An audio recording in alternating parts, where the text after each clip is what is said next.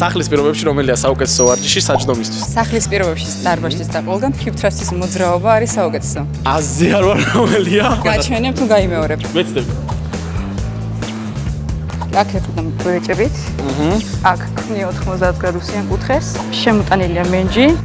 ჩადიხარ, საჯდომს კუმშავ და ამოდიხარ ასწორებს. ფეხები ოდნავ წინ გაწია, საკმარისია.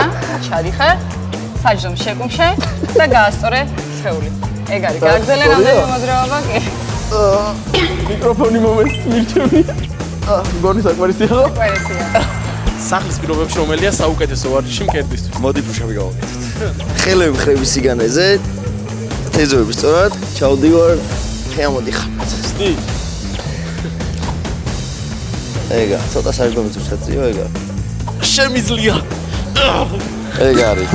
სახლის პირობებში რომელია საუკეთესო ვარჯიში ფეხებისთვის? ბულგარიან სკვათი.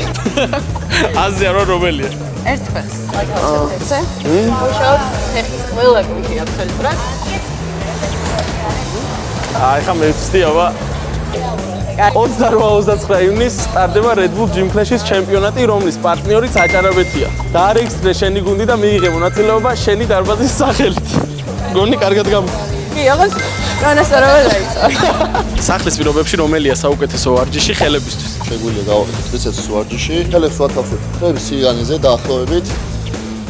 რთულია. ხელები პარალელზე ჩავიდა, ბოლომდე გავჭიმეთ იდაკვეთით. სადოთ გაშლით. აი, პარალელზე. იდაკვეთით სადე ბოლომდე გაშალე. ბრავო. ბუნებრივად არ მეშლებ. შემდეგს ვეღარ გადავიხე.